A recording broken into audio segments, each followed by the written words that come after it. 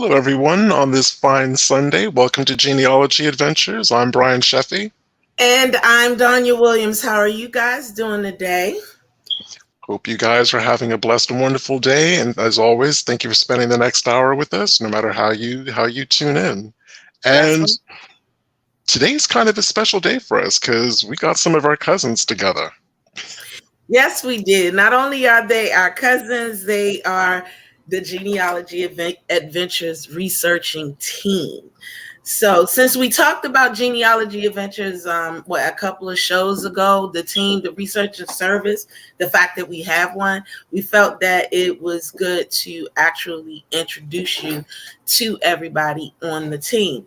Now, both of these ladies have been on our show at one point or another for talking about different things, whether it was discussing Edgefield or what have you, or just all of the good things that we can do when it comes to genealogy. But now I want you guys to meet them in a different capacity because both Sharon and Loretta, well, in the combined with Sharon, Loretta, myself, and Brian, we actually have about or over 200 years of research and experience behind us.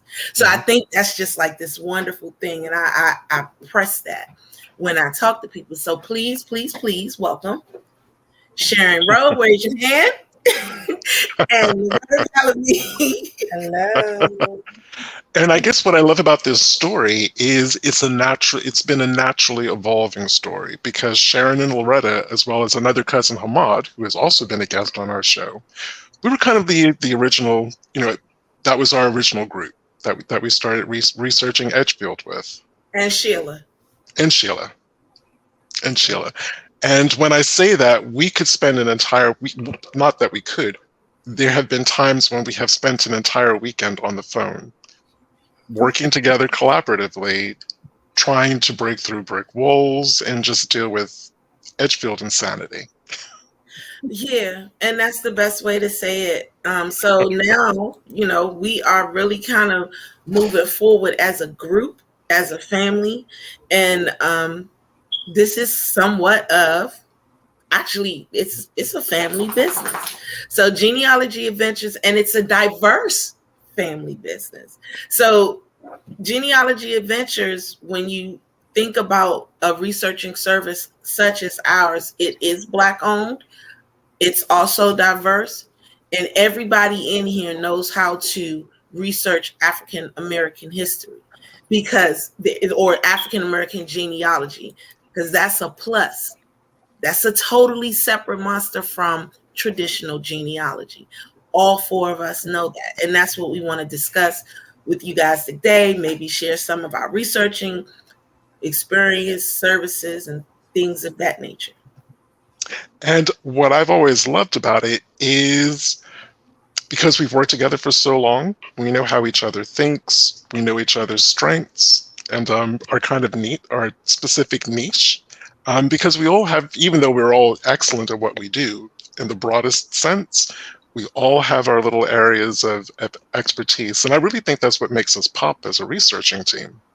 Like if I'm struggling finding an obituary, I know I can just email Loretta or pick up the phone and go, yo, Loretta, I can't find this obituary. And I just kind of knew in the back of my head that 9 times out of 10, within 24 hours, Loretta's going to give me that obituary.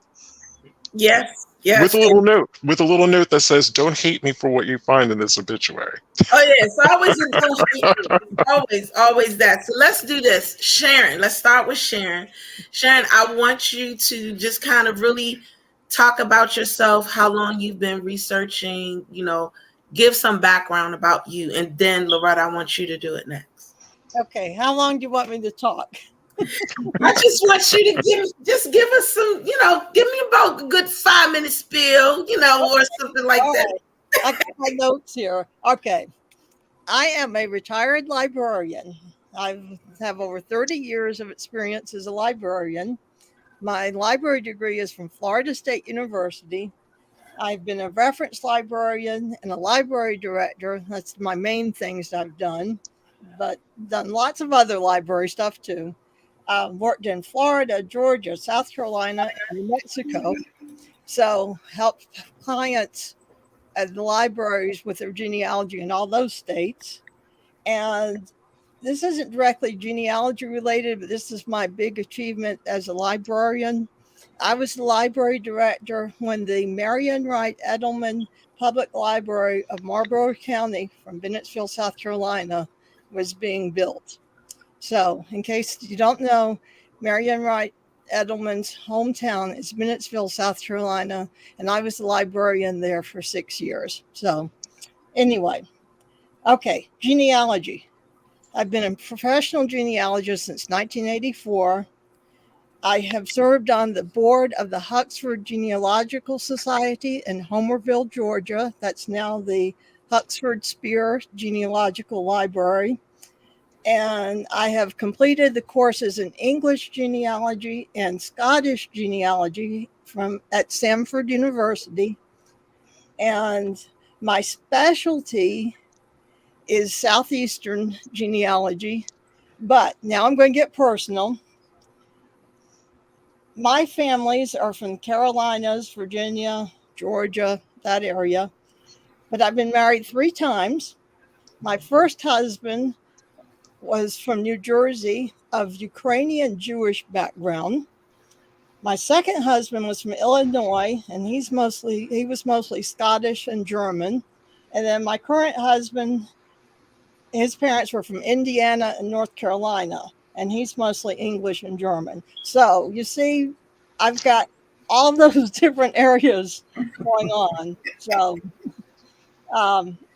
and the way I got started in genealogy really seriously was in the bicentennial year of 1976. And then I read Roots, the book, when it came out.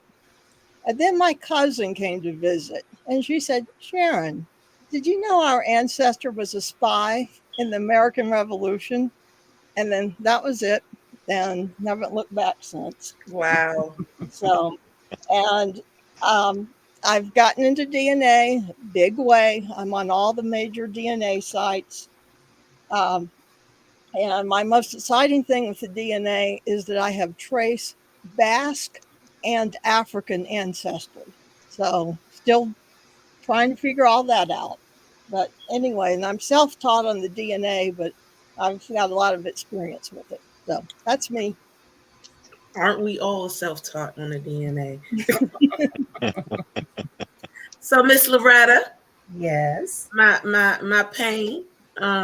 Y'all, this is the one that I was always saying I'm about to unfriend her, but I be unfriending her because she be sending me stuff that I just don't want, and she thinks I want it. Like Brian says, she gives a note. Don't be mad at me. She always finds stuff that we really, honestly, did not ask her for, but I be trying to unfriend her, and I can't because I love her husband. Whatever. Meet my Loretta. Hi. Hello, everybody. My name is Loretta Bellamy. Oh, goodness. Where does it start? So I didn't go to school for genealogy at all. I'm self-taught. But my journey started with trying to find my biological mother. I was raised with my father, and my mom gave me up for adoption. And so when there was no computers, when there was no DNA, when there was no ancestry, when there was nothing, it was just my fingers in the yellow pages and Ma Bell, as I call it. I went on a search to try to find my mom. And with little or no information, I was able to do that. And so that's where it began. And that's when I realized, wow. So it's evolved into this thing to where I'm a needle in a haystack person. If there's a needle in the haystack, I'm going to find a needle in the haystack. That's what I do. And I won't be satisfied until I find a needle in the haystack. So I actually started with Danya and my husband because they're actually cousins. And the family is huge, and they're centered in Edgefield, South Carolina. And so that's where my base was per se. But now I've branched all over the United States. I do DNA. As Donya says, I love newspapers. I can do newspaper articles. I mean, I could do any type of research there is, but there's something about the written word. I'm an English major. It's what I went to college for. And there's something about the written word, speaking it, understanding it, and knowing how to dissect it. And it's what I specialize in. So I just read a newspaper different from the average person. When I look at words, I see things differently. My mind translates them differently. So where I can find stuff that would be right in front of your eyes, other people couldn't see it, but I can see it. And it's just something that I do. Lately here, I've been on this Live People reunion. I, we search, deceased folks all the time back to slavery and whatnot. But lately here, I've been into searching people, researching people that are alive and finding people who are alive and reuniting folks together. And I think it's just such a wonderful thing to help people find that one missing thing in their life. You find a lot of people in this world who are upset or who are going through something, and to know that I can help them, find that one missing person, whether it be a friend or a father or an uncle or a mother, is very, very important. So that's just been my biggest thing lately, is working with live people, finding live people. And I've been really successful at reuniting people. I was fortunate enough to attend a reunion of a man who was 91 and his father and his son was 79. And each of them thought the other one was deceased. They had no idea that each one was alive. And I had the pleasure of being at that reunion to see them meet. They spent their first Christmas together last year. And it was through just a little bit of common sense mixed in with some DNA and a couple newspaper articles. And I put all those three together and we had a reunion. And so it was very nice. And it was very, very rewarding to help them bridge that gap. That's awesome. And I know that those are skills I'm hoping that I can incorporate on a project that I'm working on. Having found living descendants of people who were enslaved in a Virginia plantation, hopefully, getting their contact details.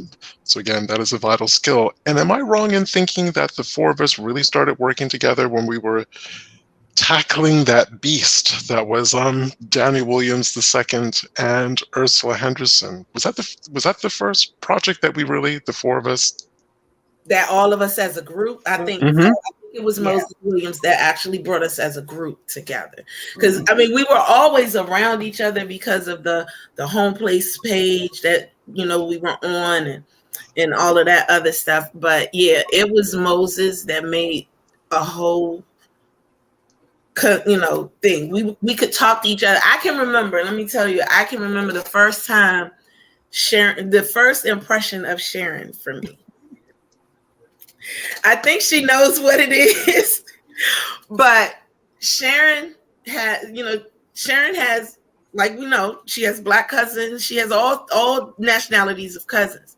Well, there was this one Black cousin that she was doing research on, and nobody was trying to help her get what she wanted to get. Y'all, when Sharon got it, when she figured it out, when I tell y'all she got on Facebook and she let everybody who wasn't helping her have it, she let them have it. She said, and I got this, and I found this, and at the end of the day, I'm about to order his kilt. I said, well, damn, Sharon, tell him how you really feel.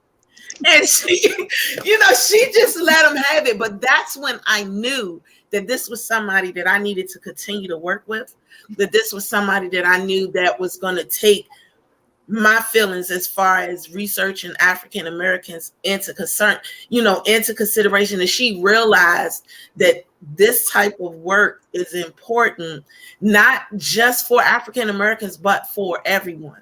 And she wanted them to know, this is why I needed to find this guy's stuff. This is why I needed to. And I got all of that from that post, Sharon. I don't know if you know that, but I got that from that post, and I was like, man, sharing on some other stuff. And it only took me 8 years to find a link to that cousin. Yeah, only 8 years, but look, Wow. and I think that's why she was so hell bent, so focused on that particular type of thing, because she knew the importance of it. She could see it. So we need for everybody to know that Genealogy Adventures is not, we are about doing this work for you guys, and finding this work it's a necessity for us. And could I say how I found that, what the link is to that person? So it's I think it's my third great grandfather, born in 1816, and he was married to his wife, not my ancestor, married to his wife, and he raped a 13-year-old African-American enslaved girl who belonged and was probably the daughter of his wife's nephew. And he was in his late 40s at the time. And that's how that connection came about. And it was just so incredible when I finally found it. But I'm telling everybody, so here's my ancestor. He's an adulterer, he's a rapist, and he's a child molester. And he was very well respected in his local community. That's my ancestor. But because of it, that cousin and I, during those 8 years, we developed a very strong friendship. What's your book about? Your book, you've got your book is what? Bringing it to the light. And that's what it's all about. Yeah. Comes to the light. Yeah. I got that title years before I even wrote the book. Like before I even knew I was going to have my own book, that title just kind of came to me.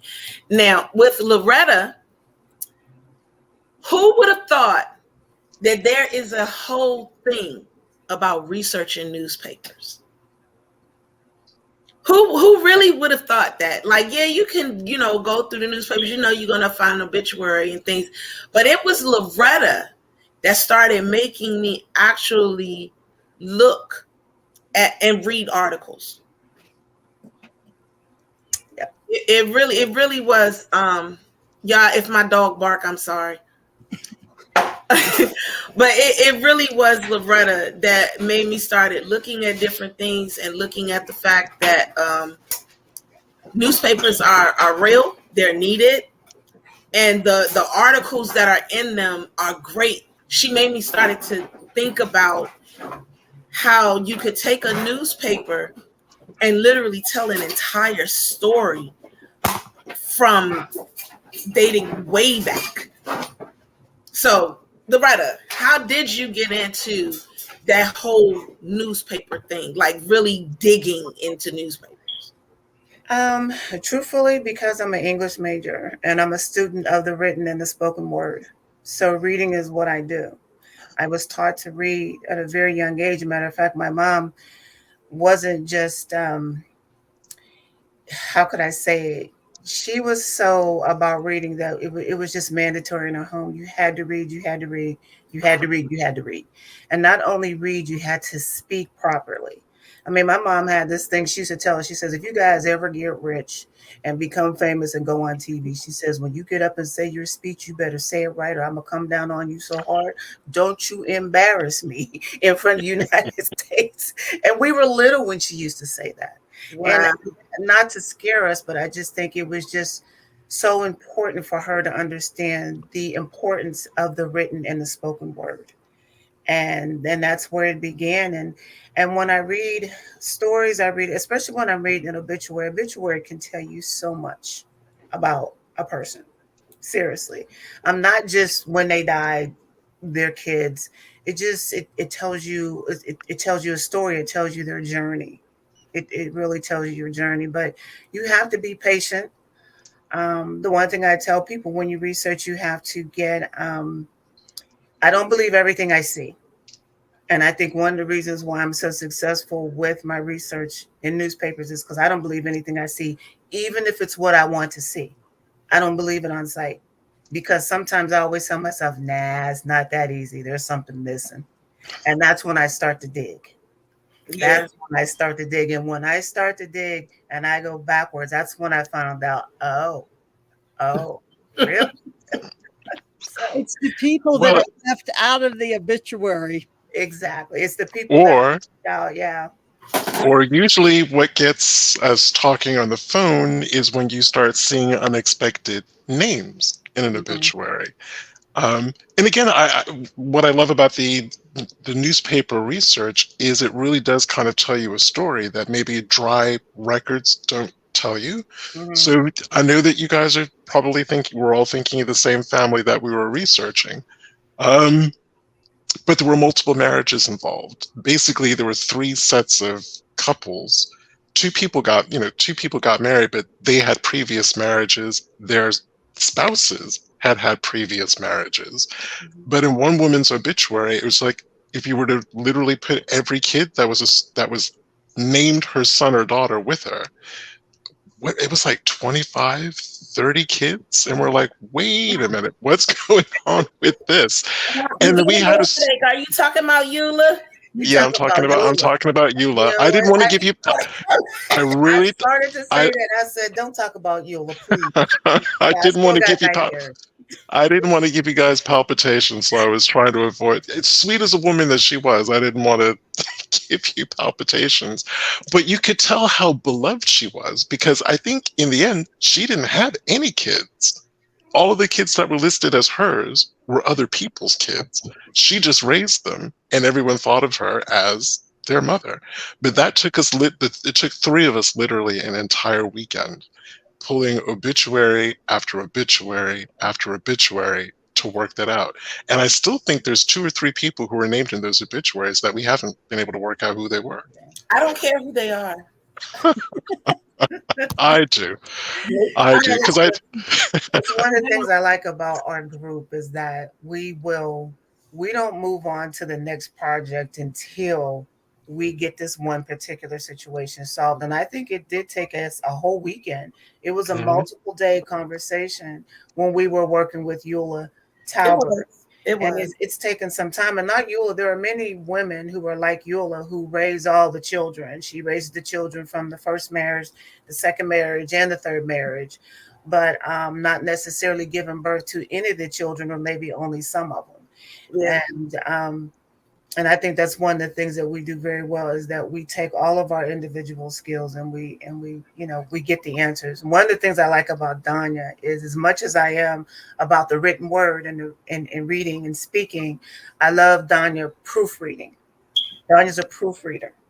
And one of the things that, even though I can't stand her when she does, she says that she doesn't like me. I don't like her, because she will send me a text message on my job in the middle of the day. And she knows I'm at work. And she'll say, such and such is not such and such a son. Or such and such is not such and such's mother. Well, there's no way she could have had them kids because she wasn't born yet. And I'm like, what? What are you talking about? Just out of the blue, she will just send a random text. And of course, when I get off of work, I get on the computer and I'm like, oh, shoot, you're right.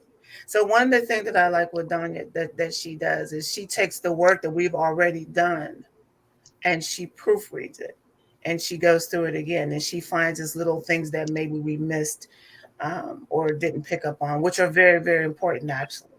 So that's one of the things that I like, is that I think Brian is right and Danya's right, that we all do our own little thing, that when we come together collectively, it's one strong unit. Mm-hmm. And I appreciate that you guys are just awesome sounding boards. So if I'm stuck on something or I'm not sure if the record that I'm looking at goes to this Joe Smith or that Joe Smith, I can pick up the phone, send you guys the records, show you the part of the tree that I'm working on, and it's like, and I can go through my proof theorem. Because as genealogists, especially as we're writing reports for clients and sending them this information, sometimes you have to write a proof theorem. There isn't that one smoking gun or that one perfect record that names someone's parents. So again, with African American genealogy, you have to understand, factors that aren't relatively available, but you guys know them, I know them, we can question each other. So it's like one of the first questions we'll ask each other, well, whose land are they living on in 1870? Mm-hmm. Starting at that Very point. important. Yeah. Then the next question that one of us will ask each other is, well, how do they end up being on that person's land in 1870? Then Donnie will probably go off looking at labor contracts. Loretta and I will be going off looking at the probate records and deeds. We just, like I said, we just have our little niches that we go to while we're all on the phone at the same time, checking in, going, yeah, I'm still not finding the right probate. And Donnie is like, I'm not finding the right labor contracts. And Loretta and Sharon will be going, oh, I'm not quite finding the right thing. And then we usually have that eureka moment where it all just kind of comes together. Yeah, that's what happened with the Moses Williams project. We definitely kind of set ourselves apart and just said, okay, you do this, you do this, you do that. Brian, I want to ask you a question, but before I ask you this question, I want to address a couple of things on our sounding board. First, to Mr. Anderson. We have interviewed someone who actually, because he says he needs somebody, period. We have actually interviewed, and I will get you his name, but we interviewed a man who did Caribbean research. He kind of focused on Jamaican research. He will probably be the best person for you. So I believe it was last year's show. Part of last season. Yeah, it was. Yeah, it was part of last season. So please go back over that and try to do that. Meanwhile, I will get that information because I am still in touch with him. I will get that information and he will probably be the best person for you for that particular type of research that you're trying to do. Is that the gentleman that was asking about St. Lucia? Yes. Because I was going to also recommend, because that's great advice. I can't, and I'm so ashamed that I can't think of our guest's name because he was absolutely awesome about the Bahamas and that part of the Caribbean. What I would also do is reach out, do a little Googling and some research about, try to find contact details for an African American history museum in St. Lucia or a museum in St. Lucia. Contact them and then ask them questions. Is there an African American genealogy society? Is there a genealogy society at all? Contact them, and then hopefully that genealogical society can put you in touch with a specific researcher. Right. And then to Miss Stephanie Franklin, who has also requested some time. We can be reached. I'm the managing genealogist for this group. And basically the way we're reached, because that's what I want to go into, but I want to ask Brian a question first. I haven't forgotten. But we're going to talk about how to contact us, how to get in, how we work and how we go together. But in short, I will be posting up our email address so that you can send us an email if you're interested in researching with stuff, using our services. Now, Brian, I have asked Sharon and I've asked Loretta. We all know your story of how you got started, but what do you find as your niche when it comes to researching within this group? I know all of us are. I would say the first is more usually being able to identify the last enslaver of someone's ancestor or family, to start researching their pathway of enslavement going back further generations. The other one would be, I just have a talent for colonial era and earlier, well, actually just colonial era slavery records and researching entire communities of enslaved people. I can agree with that. Mm-hmm. I can definitely agree with that. So let's talk about how the search goes. Well, I just wanted to jump in for a hot minute just to kind of summarize the kind of research projects that we take on. So obviously we do paid research for members of the public. Some of us are actually working. I'm working with the University of Virginia on a community enslavement project, trying to identify descendants of that enslaved population. But that is something very much that we can all do. All of us can also research for counties that want to tell the story, exhibitions, museum exhibitions, county council exhibitions that want to either uncover the story of slavery, to make an exhibition, or start hiring interpreters to be able to tell those kind of stories. So doing that real kind of background research about specific slavery in specific locations. We've also been invited to participate in documentaries. And that's something that I would like to do a lot more of, is again, film production companies, TV production companies, documentary companies, documentarians, contacting us, hiring our research services to be able to fill in that kind of historical information that they don't have. Yeah, that's what I was leading into, to talk about what it is that we do. So with that being said, as you guys can see, we have a wide variety of what it is that we do, how we do it. But Angie asked a question that kind of leads into what I'm going towards, and she says, how do you stay focused on that one person before starting to work together? So every time we get a new client, that client comes through me. They have to talk to me. I need to know where they're from, get little basic information, and what type of goals that they have as far as finding their family. Once I figure that out, I kind of take it and I go to the group itself. And when I talk to the group, I'm letting them know, okay, this person has so many people in their family. They're from this particular area.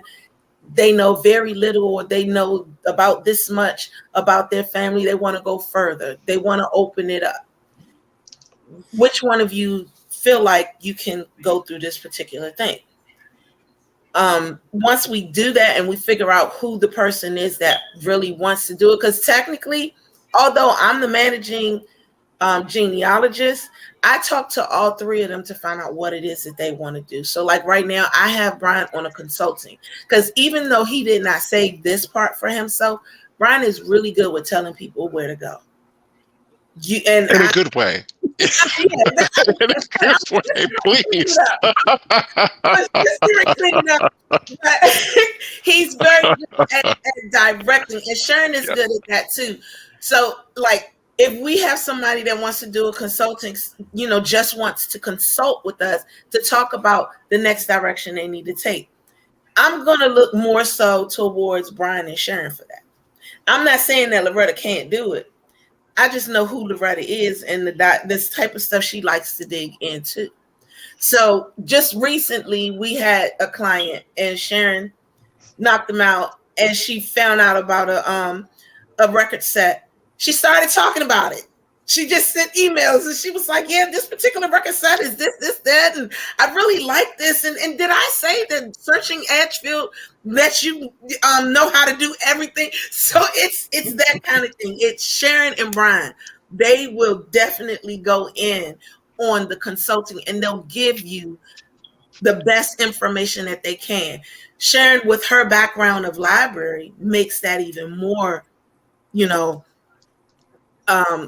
positive, because of the fact that she knows that kind of stuff. So that's basically, once we get that information, once we know what it is you want, how you want it, that's how we disseminate. That's how, before the working together starts, they need to know what it is that the person is. Even though our services offer 10 hours, y'all gonna get a little bit more than that, because we actually look at your stuff as soon as we get it. So you'll actually get a little bit more than 10 hours. that's how that particular thing works. The other thing, go ahead, Brian.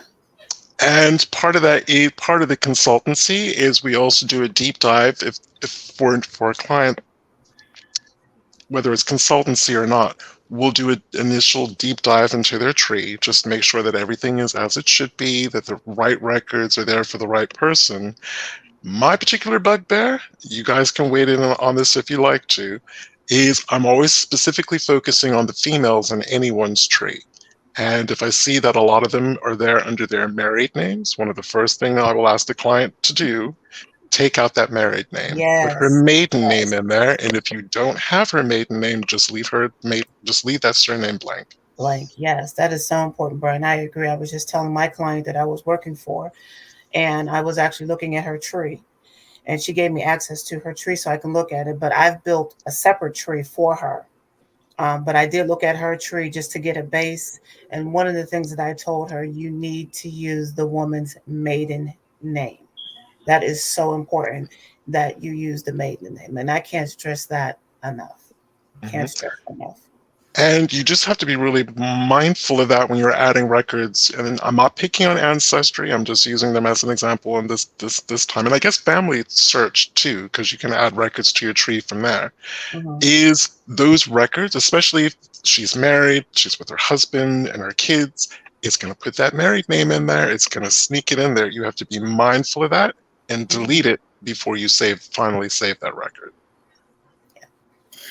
Angie Wilson said married name. She said at Brian, married names in a tree are like nails on a chalkboard. Yeah, that's that grinding sound. But as you guys were talking about that, the one thing that you didn't say was why. Now I know that a lot of the people on our visual audience, on our studio audience, they're anywhere from beginner to expert researchers.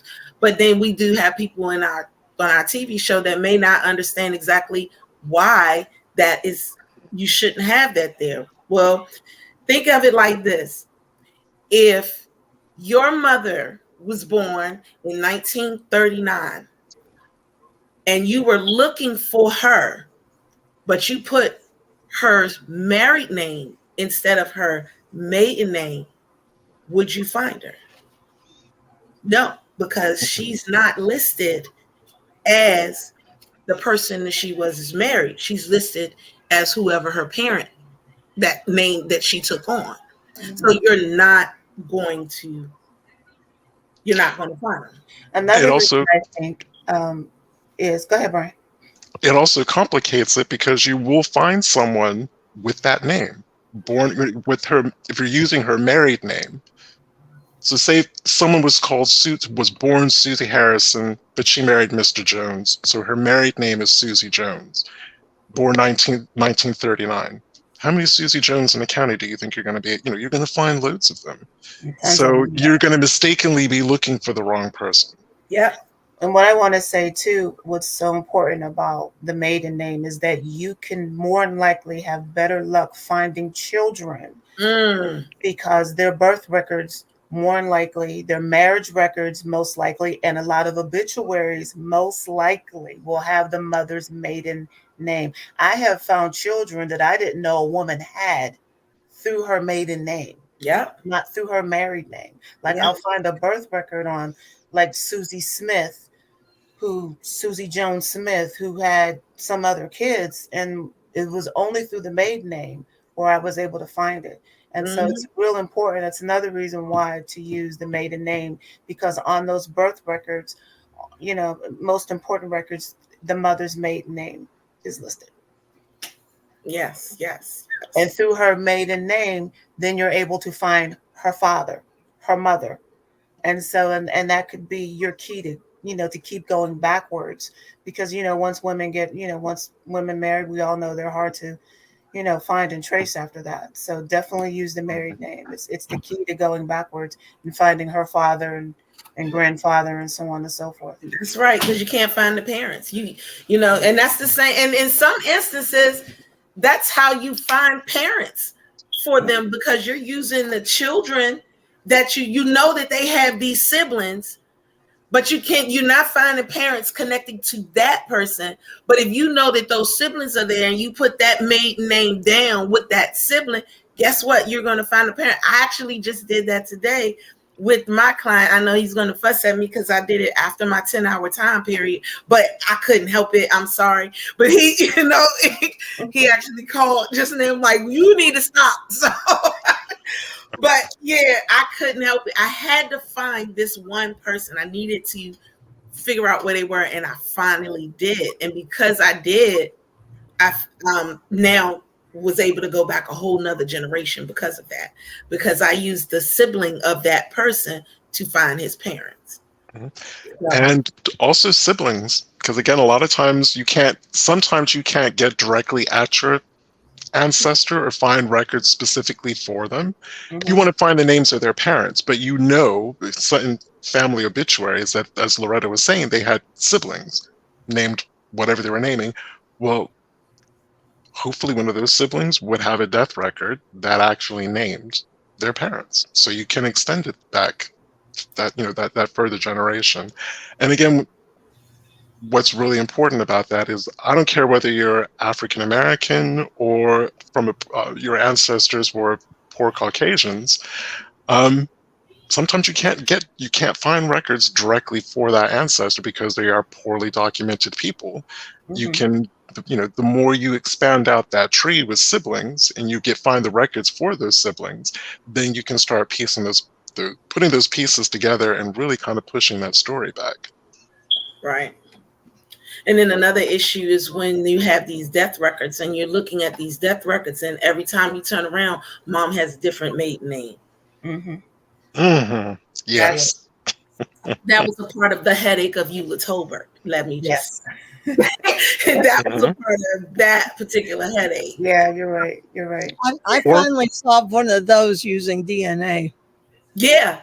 Yeah, and we do offer, we definitely utilize DNA to help us break down that wall that everybody needs. I know people don't like to do DNA, but listen, if you really want to break down that wall, DNA, especially for African American researchers, people of color, and even for Caucasian researchers, research, sometimes they have their brick wall as well, and they will, you have to get that DNA to be like, boom, oh, that's what it is. That's how I'm there.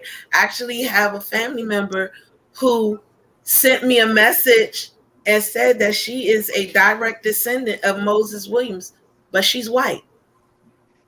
I forgot to tell you two ladies that. And I need to share that with y'all, but it's crazy. I was like, how are you white then? If you're a direct descendant of Moses, I'm not understanding but they identified as Caucasian the entire time, and that's what it is. So it was DNA that she feels the reason why. So now we have to go through and we have to figure it out. We have to see. But I find that to be fascinating, that if she is connected to Moses, mm-hmm. and the fact that they were able to go in the manner in which they said, I guess to me that's not so surprising, because we have Harling cousins out of Edgefield, with Edgefield ancestry, who, as far as they knew, they were Caucasian. They had no reason to believe that they weren't. It was their Harling ancestors who moved north were so fair complected. They're like, we're not black anymore. We're white. Mm-hmm. Yeah. Mm-hmm. Oh, the my Proctor people. Woo. Okay. That Proctor thing, that's a whole nother story, a whole nother show. Because I don't know how many of y'all know about the Proctor family, but the Proctor family literally began to marry within because they first and foremost wanted to keep their complexion fair. That was like the main reason why they were marrying each other. But my Loretta, y'all, let me tell y'all something. When I tell you she broke the bank on that one, she went in and went all the way back to the first female Proctor woman that came over, and probably the reason why Merlin started taking on the if your mom is white, then you are a free person of color, and so on and so forth. I swear to y'all. Yeah. Yeah, that And was. again, Margaret Williams raised a great point about some of Sally Hemings' descendants, because two of Sally Heming and Thomas Jefferson's kids went to D.C., changed their names, married Caucasian people, and I guess in terms of her their descendants, they have no clue that, one, who they descend from, and two, that they are racially, ethnically mixed. Shelby said the Proctors are a whole season. Yes, they are. Yeah, there's a lot of research challenges there. Yeah. Yeah, I don't mess with when it becomes difficult. Like Loretta said, I'll send her a message in the middle of the day. What she didn't say is I'll send her a message at 1:00 in the morning.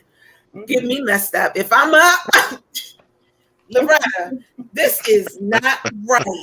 I don't know why y'all keep telling me that the settles are easy. I'm glad I don't have any. Yeah, oh my gosh, Sharon, them settles people. Oh my goodness, I love my family, but I hate researching certain families. I just don't like it. Hey, Brian, tell the story about how you figured out that the Harlings were English and not German. Oh my days, this is my other bugbear.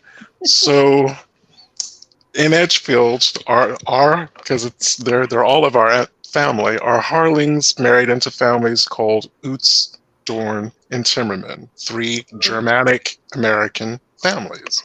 Mm-hmm. Now, their descendants, I guess, decided to Germanicize the Harlings. I don't know why, but I guess that's just, they decided that was the route that they wanted to go. And actually, the Harling name is a derivation of the name Harlan, and the Harlans are an incredibly well-documented Quaker family. And I couldn't understand why I kept coming up against an Ezekiel Harlan instead of Harling. That's the name that I was expecting. But I'm looking at the names of the kids, I'm looking at when they got married, I'm like, and then I looked at my DNA matches, and it explained everything. I'm like, oh, it's the same. These are the same people. They just went from Harlan to Harling.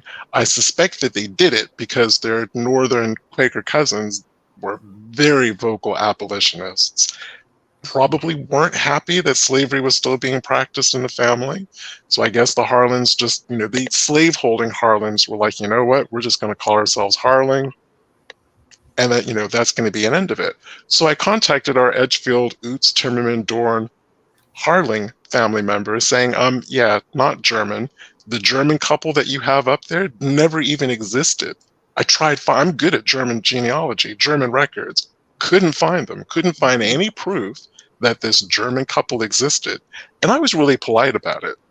It's like, I'm really sorry, I think there's been an error somewhere, or maybe oral family history, but the couple that you need to look at is actually Ezekiel Harlan from Philadelphia, Pennsylvania, and Chester County, Pennsylvania. They blanked me. To this, it still says the same thing on Find a Grave. It irritates my soul. Why stop your ancestry at 1730s with a fake German couple when you can go all the way back to the 1400s in, I can't think of the Northern English county, Yorkshire in England. You can go all the way back to the 1400s. It is an incredibly well-documented family, but they don't want to know. It's the reason being is because it might scare them to find something else. And they don't want that. That they're English? Yeah, could be, because it may mess up. Yeah, exactly. It actually may mess something up within their research as to why they have something, or to, you never know. You never know. I mean, we all, especially as African American researchers, we all come across the issue of our white family members not wanting to claim us. And it's a reason for it. I'm not going to say that it's always racism either. I'm just going to say it may mess something up later down the line. I mean, I saw a news article. I mean, not a news article. I saw a TV show where this lady actually found out after her mother died that her mother was actually black. But because she was so fair skinned, she married a white man. So they went through life. This woman would not walk outside without gloves on her hand, an umbrella covering her. She was determined. And they literally found out. Once this lady found out, I think this was on the Today Show. Once this lady found out all of the fact that her mom was actually black and had black siblings, like the woman was literally black. Her father's side of the family began to disown her. Mm-hmm. There was a case in California where a fair-skinned black woman, and she could pass for white. If you were walking down the street, she looked just like Sharon. And she married a white gentleman, and everything was copacetic until they decided to have kids. And and she always had a good story, because it's actually ended up going to court. And one of the things that he said is that she always asked her, "Where's her family? How come she never had any pictures?" So on and so forth. So she always had a good excuse as to why she wasn't around India. Her family members said she was an only child, so on and so forth. So they decided to have a kid. She didn't think about it. They had a dark-skinned baby. I'm sorry, I wasn't supposed to laugh, but They had a brown-skinned baby, and he was very upset. And he actually took her to court for misrepresentation, and he won. Yeah. And he won. Yes. So I also wanted to say that one of the things that I love about doing research outside of my own family, I find it really rewarding. It's just a present information that is invaluable to people, but it gets me researching in different parts of the country. It gets me looking into different archives. It gets me looking into different record sets. So it's keeping those research skills fresh, and just introducing me to new repositories. And also, it broadens out our contacts, because 9 times out of 10, I will have to reach out to a county clerk going, I'm finding it really difficult to find digitized version of deeds in this deed book. Are they available? If not, how much will it cost to hire someone in your office to go pull the book, look it up, make a copy, and send it back. So from that professional viewpoint as well, it's awesome. It's just an awesome experience. Yeah, it's rewarding too. I think one of the reasons why we all do what we do, it's the satisfaction that you get from helping people find relatives and bringing people together. I think that's why we all do what we do. Mm-hmm. And it also gets me seeing how records like this are organized and how available they are around the country. So, for instance, I'm always going to feel that people in Louisiana, Mississippi, Louisiana in particular, have it a bit rough, because even though you can go into your courthouse to get the records, if you don't live there, if you don't have a contact that lives near that courthouse, you got to pay for records. And these are like wills and probate records, people who died in the 1800s. You have to pay to get them. Personally, I think that's wrong. I think that's right. Any really old record like that, so long as it's not under that 72 to 75 year rule, should be publicly available. That is my personal opinion. I'm not representing that opinion for anyone else on the panel or for the company. But until I started really researching in those parts of the country, I didn't even know that was an issue. I just assumed that you can go into Family Search, go into the catalog or the wiki, and get those records. You can't. No. You can't. Well, this hour is almost up, so I want to just make sure you guys know the Genealogy Adventures team. I'm so happy to be working with these 3 people. I love the fact that we're family. I love the fact that we can call each other, talk to each other about what it is. Like, I do have to talk to you guys about, I've already let my client know that, I'm gonna have to get the team on his grandmother because she's an elusive lady. Mhm. Elusive So is her middle name. So when you want to contact us, here is the email address. We are available. We will discuss monies and everything, but we want to talk about family first. What were you going to say? and I guess to give a really quick bullet point, so as said, Donnie is our managing genealogist. All inquiries go to her. She reaches out,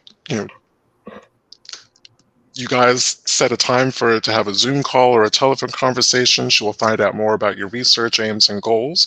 Then she will have an idea of who from the team is going to be the best matchup to get to achieve those aims and goals.